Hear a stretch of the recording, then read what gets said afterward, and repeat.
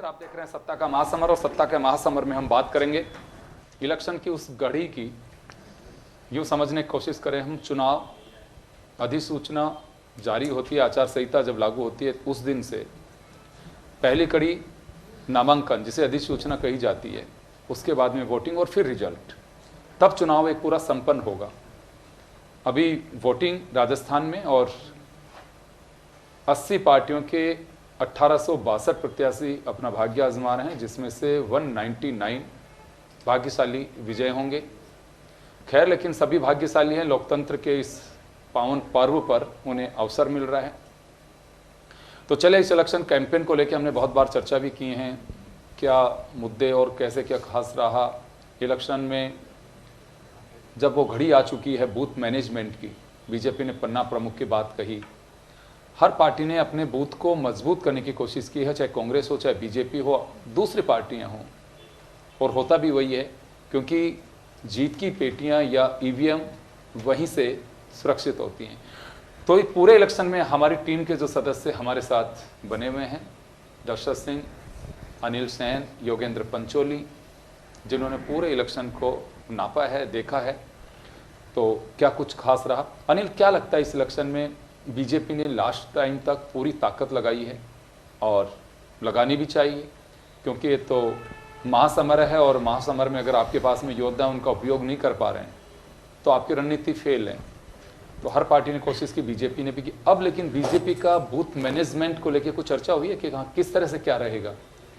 देखिए, कल लोकतंत्र का पर्व मनाएगी जनता, मतदान बूथ तक पहुंचेगी, लेकिन मतदान बूथ से पहुंचने से पहले तमाम लोग अपील भी कर रहे हैं। हम देख रहे हैं, भारतीय जनता पार्टी के हो, कांग्रेस के हो, तमाम जो लीडर हैं वो इस मुहिम के अंदर अपील करते हुए नजर आ रहे हैं कि लोकतंत्र के इस पर्व में मतदान अपना अवश्य करने वहाँ पर पहुँचें। लेकिन इस बीच अगर चुनाव का अब तक का शेड्यूल देखा जाए, भारतीय जनता पार्टी ने हालांकि दावा जरूर किया कि उनकी बहुमत से सरकार आ रही है, लेकिन एनालिसिस में जो आ रहा था, पार्टी को कई बार ऐसा लगा बीजेपी को कि कहीं कांग्रेस मोर्चा तो नहीं मार ले जाएगी। ओपीएस जिसकी घोषणा कांग्रेस ने की, इसका अंडरकरंट बीजेपी को नुकसान तो नहीं दे जाएगा। और उसके साथ साथ गहलोत और पायलट की दूरियां जरूर थी, लेकिन चुनाव आते आते ये दूरियां कम होती नजर आई। तो ये फैक्टर भी कहीं ना कहीं बीजेपी के लिए एक चिंता का विषय नजर आया। हालांकि तमाम चीज़ों को बीजेपी ने अपने इस चुनावी मुहिम में साधने की कोशिश की। चर्चा जो थी भाषणों के माध्यम से, वो कहीं ना कहीं नजर आई। राजस्थान में शायद पहली बार होगा कि प्रधानमंत्री नरेंद्र मोदी के 14 सभाएं वहां पर हुई हैं और 2 रोड शो, यानी 200 विधानसभाओं में 122 विधानसभा सीटों को साधने का काम प्रधानमंत्री नरेंद्र मोदी ने किया है। और उसके अलावा केंद्रीय गृह मंत्री अमित शाह, राष्ट्रीय अध्यक्ष जेपी नड्डा, योगी आदित्यनाथ के भी काफी दौरे हुए हैं राजस्थान के अंदर, और खासतौर से 3 रोड शो करवाने के साथ साथ 20 जनसभाएं जो हैं वो योगी आदित्यनाथ की करवाई गई हैं। तो ये फैक्टर जो है भारतीय जनता पार्टी, वो हमने देखा था कि चुनाव जो शुरू हुए थे, आचार संहिता लगी थी, उसके बाद में स्लो मोशन में बीजेपी चली। लेकिन जैसे ही मतदान से ठीक 4 से 5 दिन पहले का जो अगर प्रचार भारतीय जनता पार्टी का देखा जाए, धरातल पर ग्राउंड पर अगर देखा जाए, रोड शो किया जाए, जनसभाएं जो करनी थी वो अगर देखा जाए, तमाम जो स्टार प्रचारक थे उनका गहमा गहमी कहीं ना कहीं राजस्थान में रही। और एक तरह से चुनावों के अंदर प्रचार का जो धूम थी वो बीजेपी ने एक रफ्तार वहां पर पकड़ी थी। लेकिन फिलहाल भी पार्टी दावा जरूर कर रही है बीजेपी कि यहां पर जो रिवाज है 5 साल में सरकार बदलने का, वो रिवाज बरकरार रहेगा। लेकिन अभी भी कई लोगों का ये मानना है कि जो अंडर करंट ओपीएस जैसी स्कीम का है वो कांग्रेस को बेनिफिट तो नहीं दे जाएगा। और दूसरी तरफ जो हमने देखा था कि प्रधानमंत्री नरेंद्र मोदी ने एक जिक्र किया था अपनी जनसभाओं के, लास्ट की 2 जनसभाएं थी, उसके अंदर जिक्र किया था कि सचिन पायलट को दूध में से मक्खी की तरह निकाल के फेंक दिया गया, या उनको क्या क्या नहीं कहा गया। ये जिक्र करना प्रधानमंत्री नरेंद्र मोदी का ये बताता है कि सचिन पायलट का जो फैक्टर है वो बीजेपी पर कहीं ना कहीं भारी पड़ रहा है। इस फैक्टर को कैसे दुरुस्त किया जा सकता है और पब्लिक में मैसेज कैसे दिया जा सकता है, ये कोशिश कहीं ना कहीं भारतीय जनता पार्टी की रही है। तो ये पूरा चुनाव अगर देखा जाए तो ये अब बूथ मैनेजमेंट पे पन्ना प्रमुख और ये बनाई है जो पहले से स्टडी, अब मुझे लगता है कि वो घड़ी आ गई है जिस पे फोकस किया बीजेपी ने पूरे टाइम। बिल्कुल। अब पन्ना प्रमुखों को टास्क दिया है हमने। बीजेपी का अगर भाजपा मुख्यालय से देखा जाए, मीडिया सेंटर और दोनों जगह पर टीम अलग अलग अलर्ट वहां पर की गई है। एक टीम ये फोकस रखेगी कि किस बूथ पर कितना पोलिंग वहां पर हो रहा है। पन्ना प्रमुख से लगातार संपर्क वहां पर साधा जाएगा। कहीं पर अशांति की जैसी खबर है, दूसरी टीम उस पर नजर रखेगी। कहीं ईवीएम अगर बंद हो रहा है तो उसको कैसे दुरुस्त किया जा सकता है, वो भी वहां पर देखा जाएगा। और अगर कोई फर्जी वोटिंग जैसी शिकायत भी वहां पर की जाती, क्योंकि इनका तमाम एनालिसिस और नजर जो भारतीय जनता पार्टी रखेगी अपने अलग अलग एजेंट के द्वारा, तो ये पूरी नजर भारतीय जनता पार्टी रखेगी। और ज्यादा फोकस जो है बीजेपी का वो ये है कि किसी भी तरह से जो पोलिंग है राजस्थान के अंदर उसको बंपर यहां पर करवाई जाए। पिछले बार की अगर वोटिंग देख ली जाए 72.21% के आसपास पोलिंग हुई थी, लेकिन पार्टी बीजेपी ये चाहती है कि 75 से अबव अगर यहां पर पोलिंग होती है तो कुछ फैक्टर जो है वो बीजेपी के पक्ष में बैठता है। 0.53% यानी कि आधा फीसदी से बीजेपी पिछड़ गई थी। अब की बार कोई कसर नहीं छोड़ना चाहती बीजेपी, ये बीजेपी का कहना है। दर्शक आपके पास में आना चाहेंगे और बूथ मैनेजमेंट को लेकर के सबसे मेजर फोकस रहना चाहिए था।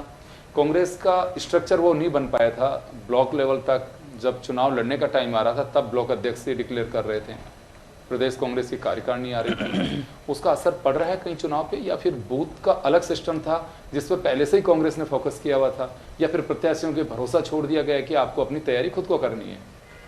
देखिए, निश्चित तौर पे 1 महीने पहले तक कांग्रेस की जो तैयारियां थी वो नगण्य थी, चाहे वो बूथ स्तर पे या जिला स्तर ब्लॉक। लेकिन उसके बाद कहीं ना कहीं कांग्रेस ने अपने आप को मैनेज किया है। और मैनेज के तौर पर खास तौर पे कांग्रेस का जो वॉर रूम था, इस बार कांग्रेस के वॉर रूम से कहीं ना कहीं प्रदेश की हर सीट का एनालिसिस किया गया। और खास तौर पे आपने देखा होगा कि जयपुर में जब राहुल गांधी थे तो राहुल गांधी खुद वॉर रूम पहुंचे थे। वहां पर जो एक्सपर्ट दिल्ली के लोग बैठे थे, अलग अलग सीट के जो सर्वे चल रहे थे। और खासकर कांग्रेस के लिहाज से अगर इस चुनाव को देखें तो मुख्यमंत्री अशोक गहलोत वो चेहरा इस चुनाव के रहे, जिन्होंने लगभग 60 से ज्यादा सीटों को उन्होंने कवर किया। लगातार 15 दिन ताबड़तोड़ उन्होंने रैलियां की। कांग्रेस को और खासकर मुख्यमंत्री को ये उम्मीद है कि 10 फ्लैगशिप योजनाएं सरकार की थी। फ्लैगशिप योजनाओं के जरिए सरकार लगातार ये बेनिफिशियरी को लगातार ये मैसेज पहुंचाने की कोशिश कर रही थी कि ये सरकार है, अगर ये सरकार रहेगी तो ये सरकार 100 यूनिट बिजली भी देगी, किसानों को 2000 यूनिट भी देगी, चिरंजीवी भी देगी, ओपीएस भी देगी। लेकिन सरकार अगर चली जाएगी तो ये नहीं मिलेगा। और 7 गारंटी इस बार कांग्रेस की तरफ से मुख्य तौर पर घोषणा पत्र में भी दी गई, जिसमें चाहे गोबर की खरीद हो, चिरंजीवी का जो दायरा है वो बढ़ाया गया हो, अन्य घोषणाएं। खासकर सचिन पायलट का जो फैक्टर का, सचिन पायलट को लेकर भी जिस तरह की बातें पहले कही जा रही थी चुनाव से पहले कि सचिन पायलट अगर, लेकिन सचिन पायलट के जो नजदीकी लोग हैं या सचिन पायलट ने खुद में लास्ट जो 5-7 दिन थे उसमें ताबड़तोड़ प्रचार सचिन पायलट की तरफ से भी किया गया। खड़गे आए, राहुल गांधी आए, प्रियंका गांधी आई, कन्हैया कुमार आए। लास्ट दिन नाथद्वारा के अंदर कह सकते हैं छत्तीसगढ़ के सीएम भी दिखे, भूपेश बघेल भी वहां पर नजर आए। कुल मिलाकर कांग्रेस की जो स्ट्रेटेजी है उसका मुख्य केंद्र सीएमआर और कांग्रेस वॉर रूम रहा पूरे लगातार 15 दिन जो कैंपेन कांग्रेस की तरफ से की गई। खासकर कांग्रेस को उम्मीद है, कांग्रेस ने ऐसी सीटें कई 20 से 30 सीटें ऐसी छांट रखी है जहां पर कांग्रेस को उम्मीद है कि वहां पर जो नेट टू नेट फाइट है, नेट टू नेट फाइट में अगर कांग्रेस वहां पर जीतती है तो कांग्रेस सरकार बना सकती है। हालांकि राजनीतिक जो पंडित कहते हैं, जो सर्वेज आए थे उसमें कहा गया कि कांग्रेस का जो अनुमान है वो 70 के करीब सीटें हैं। लेकिन कई बार ऐसा होता है कि पिछला चुनाव हमने देखा, आपने देखा 2018 में इलेक्शन कि पोल के बाद में जो परिणाम आने से पहले जो एग्जिट पोल आया था उसमें छत्तीसगढ़ में बीजेपी की सरकार बन रही थी और राजस्थान में 110 से 115 सीटें कांग्रेस को मिल रही थी। लेकिन यहां वो सीटें कम हुई, 100 के आसपास आई और छत्तीसगढ़ में कांग्रेस सरकार बना गई। तो ऐसे में ये निश्चित तौर पर कहा जा सकता है कि इस बार ओपीएस का मुद्दा, चिरंजीवी के मुद्दा, किसानों का मुद्दा, ये मुद्दे अगर फैक्टर काम करते हैं गांव स्तर पर तो निश्चित तौर पे कांग्रेस चौंकाने वाले परिणाम राजस्थान में दे सकती है। जी चलिए योगेंद्र, आपके पास में आना चाहेंगे। क्या लगता है आपको कि सियासत का ये जो खेल है इसको थर्ड फ्रंट या अलायंस से हनुमान बेनीवाल और चंद्रशेखर का कुछ असर डाल पाएगा? क्योंकि ऐसे के वोटों पर पहले ये माना जाता था कि मायावती की बड़ी सेंध है, लेकिन चंद्रशेखर के आने से मैंने देखा है कि युवा मतदाता जो हैं काफ़ी रुझान रखा उन्होंने, तो इसका कुछ असर इम्पैक्ट आएगा? आम आदमी पार्टी भी अपना कार्ड खेल रही है। देखिए, राजस्थान का इतिहास रहा है। राजस्थान में देखिए तीसरे मोर्चे का ज़्यादा कोई बड़ा अस्तित्व नहीं रहा है, लेकिन पिछली बारगी अगर आप देखें तो बीएसपी ने जिस तरह से सरकार को बचाया, सरकार बनाई, सारी चीज़ें रही, हालांकि वो उसमें मर्जर हो गए।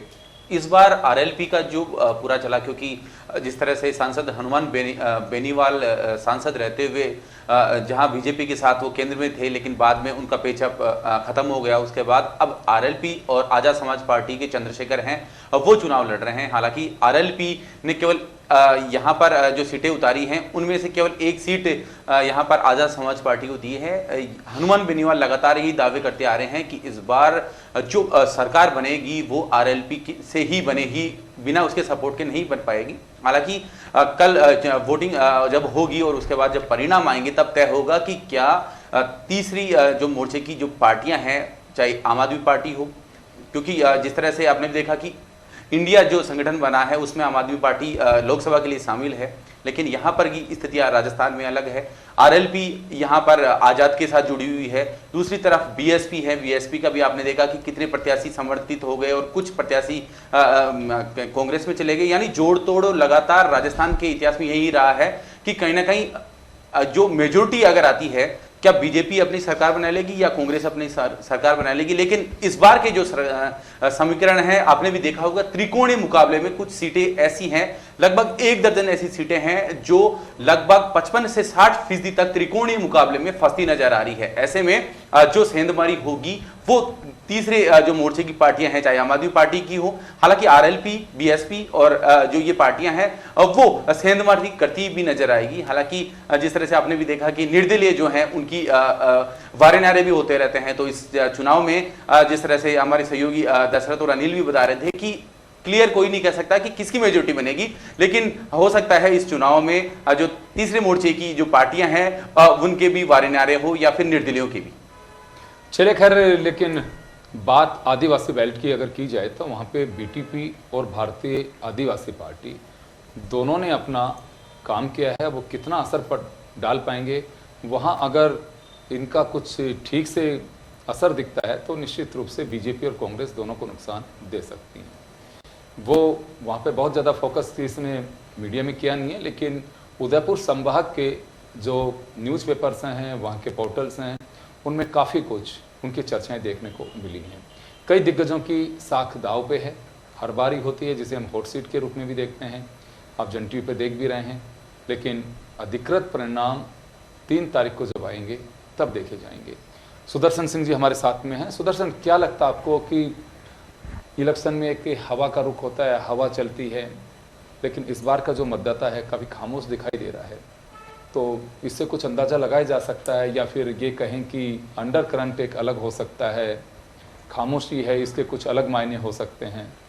बिल्कुल योगेंद्र जी, हर बार ये होता है कि राजस्थान की जिस तरीके से परंपरा रही है कि एक बार बीजेपी और एक बार कांग्रेस की सरकार आती है। अशोक गहलोत पिछली बार भी जब सरकार में थे तो उन्होंने इस तरह के विकास कार्य करवाए थे जैसे पहले कभी नहीं हुए। उन्होंने देखिए मेट्रो ट्रेन जो है वो जयपुर में चलाई, इसके अलावा मुफ्त दवा योजना थी, इसके अलावा मुफ्त जांच योजना चलाई, पशुओं के लिए भी उन्होंने जो मुफ्त योजनाएं उपचार के लिए थी वो वहाँ पर शुरू करी। जो बुजुर्ग थे उनको उन्होंने तीर्थ यात्रा पर भेजा, कई पुलियाएं बनाई, बहुत से ऐसे काम थे वो जो अशोक गहलोत सरकार ने करवाए थे। लेकिन फिर भी सरकार जब चुनाव हुए तो बीजेपी की वहाँ पर दोबारा आ गई। तो राजस्थान में जो परंपरा है वो कुछ इस तरीके की है कि चाहे कोई सरकार कितना काम करवाए, एक बार बीजेपी और एक बार कांग्रेस की सरकार आती। लेकिन आपने बिल्कुल सही कहा, इस बार जो चुनाव हो रहा है वो इस अलग तरीके का चुनाव हो रहा है। इस बार कोई ये समझ नहीं पा रहा है कि आखिर सरकार किसकी आ रही है, आखिर यहाँ पर जनता जो है उसका रुख कहाँ पर है। हालांकि ये बात सही है कि जो परंपरा है वो उस तरीके की है और अशोक गहलोत ने पिछली बार भी काम कराए थे, अशोक गहलोत ने इस बार भी काम कराए हैं। लेकिन थोड़ा सा ऐसा इस बार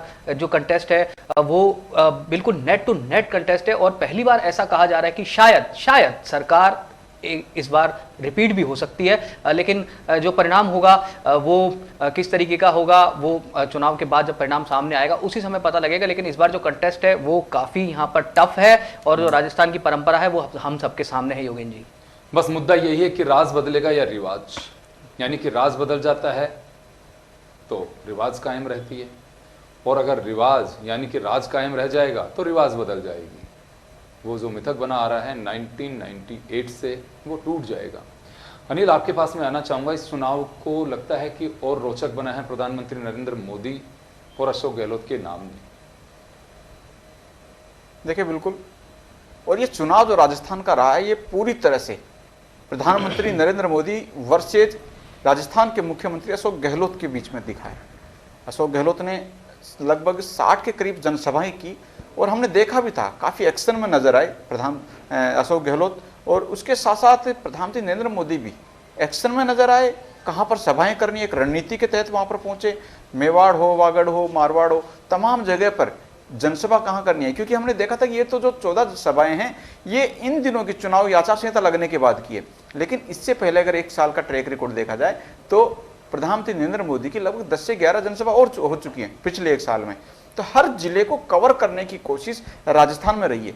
बीजेपी ने स्ट्रेटेजी बनाई थी वो पिछले 5 साल से पहले ही बना ली थी। जब विपक्ष में भारतीय जनता पार्टी राजस्थान में आई तब से ये प्रोग्राम चल रहा था कि किस तरह से आने वाले 2023 मिशन में भाजपा फतह करेगी। और हमने देखा भी था, ग्रास रूट पर प्लानिंग देखी जाए, केंद्र से जो निर्देश थे उन तमाम चीजों को देखा जाए तो हर मोर्चे के ऊपर कांग्रेस के ऊपर हमलावर भारतीय जनता पार्टी नजर आई। सड़क से संसद तक आवाज उठाई गई और यहाँ तक कि भ्रष्टाचार, महिला अपराध, कानून व्यवस्था, इन तमाम चीजों को जो है मुद्दे के रूप में भी उठाया गया।